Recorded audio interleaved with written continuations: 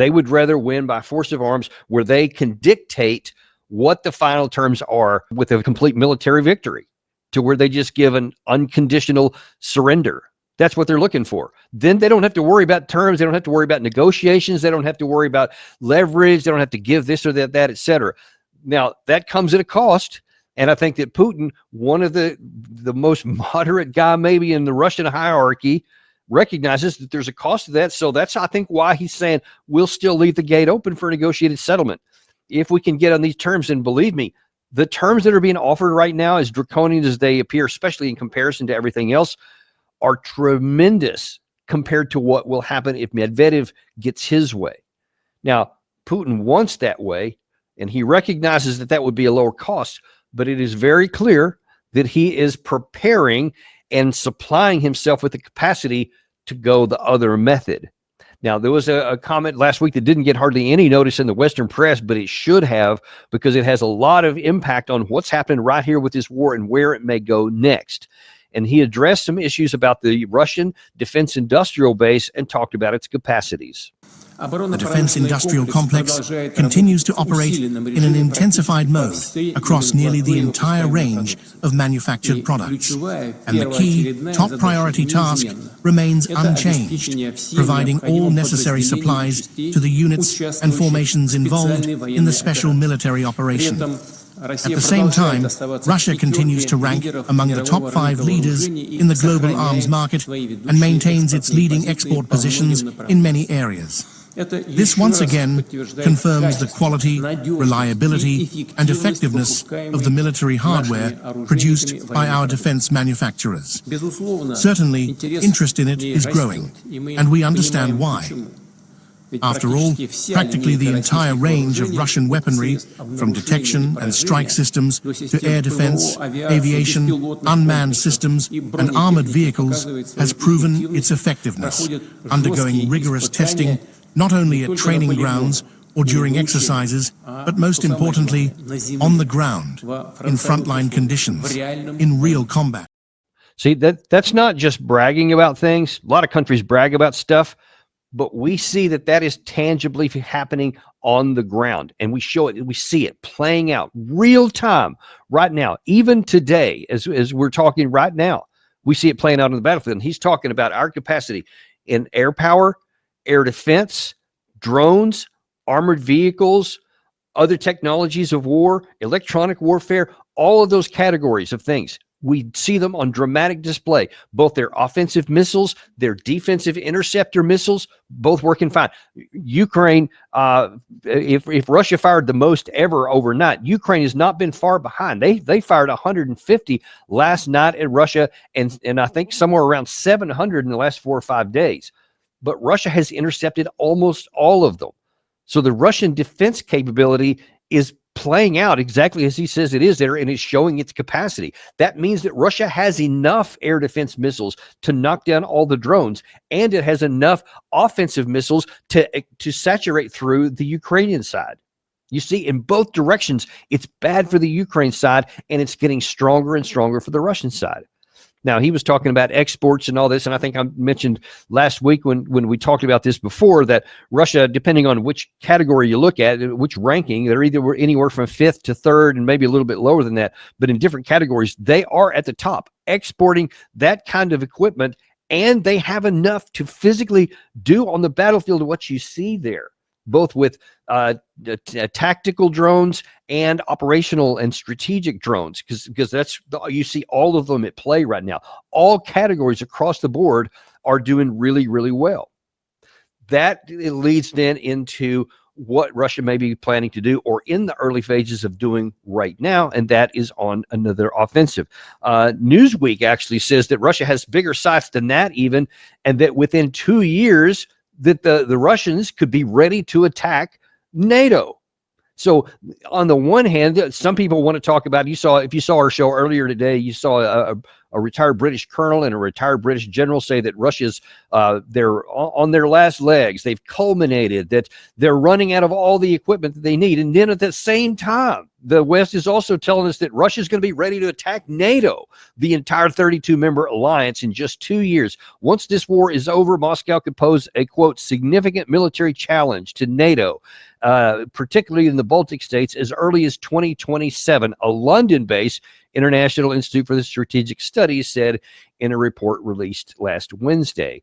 So you see that Britain's all over the map, man. I mean, either Russia's about to fall apart or Russia's about to attack NATO. Not sure how those simultaneously exist. I think that probably the one where they're about to culminate and stuff, that's the nonsense, because that obviously is violated every day we see. Well, in addition to all of the fighting that's going on along the front line, you also have lots of evidence growing that now then there's about to be a new offensive. Now, you may recall that a week or so ago, President Putin came out and said publicly that I have ordered a border defense buffer to be put in. And we showed you a map later on that showed that that's at least what's being reported by the Russian media, is a 100-kilometer deep band all across the northern border over 3 provinces. And that is a major ask militarily to get done, because you see that how far long it's taken them to get in the eastern part there. But if they have the force to actually open a new northern front, folks, Ukraine doesn't have the wherewithal for this. You've heard me say before that the United States doesn't have any new equipment that they're given to the Ukraine side. No new packages have even been offered, much less passed or funded. There just isn't the ammunition stuff available. We just don't have it to give, which means that even if the Ukraine and the European side together do everything they can, it's just not going to be enough. If they couldn't outdo the Russian side when they had the absolute full-throated backing of the United States and Europe, if they couldn't do it then, they certainly aren't going to do it without the United States at all. And it's arrogant and presumptuous to even suggest that that's possible. I mean, it just defies common logic sense. That's the case here. That's what's listed up here. Now, let's look at the Atlantic Council has issued this report out here in the last couple of days. No, actually, this is from the earlier in the month. So it's about 3 weeks ago. And they said that the nature of the Russian tactical attack is steadily evolving. Russian troops now increasingly employ motorbikes and other improvised vehicles to advance in small groups and infiltrate Ukraine's defensive lines. These assaults are backed by strike drones, glide bombs, and artillery, making it difficult for Ukraine to direct reinforcements to hotspots or to provide medical and engineering support. The end goal is to force Ukrainian tactical withdrawals an inch further forward. So that is exactly what we see. So the Atlantic Council is telling you that there's a big summer offensive coming, but it's also talking about that they're evolving, and that the Russian side, even though they were roundly panned for their tactical incompetence, especially in the first 6 to 9 months of the war, some of which was very valid, frankly, but they have definitely learned and they have evolved, and now then they're using more and more sophisticated operations that do move slower, but they also calculate that it does so in ways that minimize the Russian casualties, and they do have significant casualties, but they are inflicting a lot more than they're receiving because of these tactics they have and their extreme benefit and advantage in firepower in all those different categories that was just mentioned there. But as I've always said, in war, it's men, it's not money, it's not machines even so much. You've got to have the manpower, or the rest of it's not going to matter. Another report from the Royal United Services Institute, RUSI, also talks about a summer offensive summer preparation that the Ukraine side is doing in getting ready for Russia. And this report says Ukraine has suffered throughout this period from a shortage of troops, with recruitment still below the level needed to even maintain the force. Yeah, if you could put that back up there. It's World War II. But Russia's ability to inflict casualties on the armed forces of Ukraine was not matched by an ability to take ground. Now, that right there, we'll just pause on that for a second, Gary. That part right there still shows a Western lack of understanding of what the Russians are doing. The Russians aren't they're not prioritizing taking ground. They are doing it. They're doing it what we consider incremental, but it is methodical and it is relentless. And it continues to inflict casualties on the Ukraine side. You see it playing out. It's like they don't get it. Even though they're providing the evidence of what Russia's doing and how it's working, they somehow can't put that together. If you can put that back up there, Gary, I'll show you exactly what I'm talking about here. In the first part, they said that Ukraine has suffered with a shortage of troops and they cannot maintain enough to offset the casualties. So that's what they're saying, right? So that's on the Ukraine side. Then simultaneously, the report adds, Russian recruitment, however, has exceeded Kremlin targets for every month of 2025. Having shuffled commanders and built up reserves of equipment, Russia is now set to increase the tempo and scale of the attacks. So they have been whittling down the manpower on the Ukraine side. They have been draining them of air defense interceptor missiles while they have been building up their side in every category. Now then, all of a sudden, if you open up a northern front over 3 provinces, which is a huge area to open up, it's very clear Ukraine doesn't have the manpower to now defend against a whole new front of something like the same kind of capacity and saturation of troops and ammunition and weapons as they're facing on the east. So even if there isn't a so-called big arrow operation, and there's various reasons why they haven't done that, but if they follow this path, they actually wouldn't need to, because so much weight of falling on the Ukraine side would be enough to collapse any army, and especially one that's worn out like this. And then to add one more category on top of this, the Economist points out that the drone warfare, which we talked about at the top of the show, is also going in Russia's favor. The main challenge, the Economist writes, is that Ukraine's air defense crews is the sheer number now flying at them. Last year, the Kremlin was producing around 300 Shahed drones a month. The same number now rolls out in about 3 days. Ukrainian military intelligence says it has documents that suggest that Russian plans to increase its drone production to 500 a day, suggesting that drone swarms of 1,000 could become reality.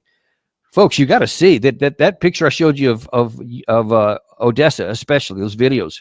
You can just imagine that now happening every other day, only not 350 scattered throughout the country.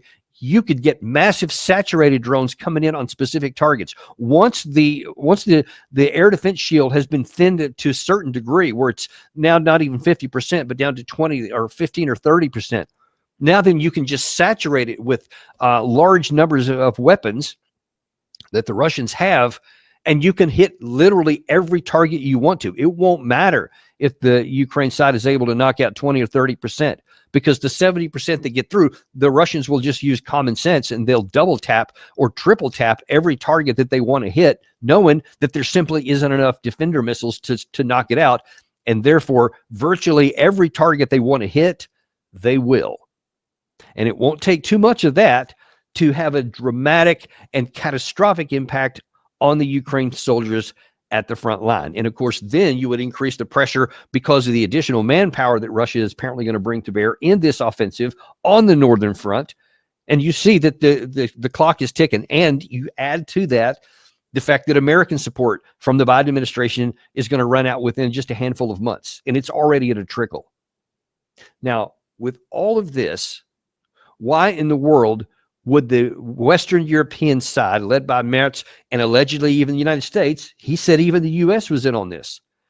Why do you think you're going to bring it into the war, and then you're going to try to do more sanctions, which none of which had worked? The first 17 rounds haven't done anything to stop it. You see all those categories of things. Just imagine that. Let's put this in context. All those drones that the Russian side's putting together, all that manpower that they're bringing to the front was under 17 rounds so far of sanctions.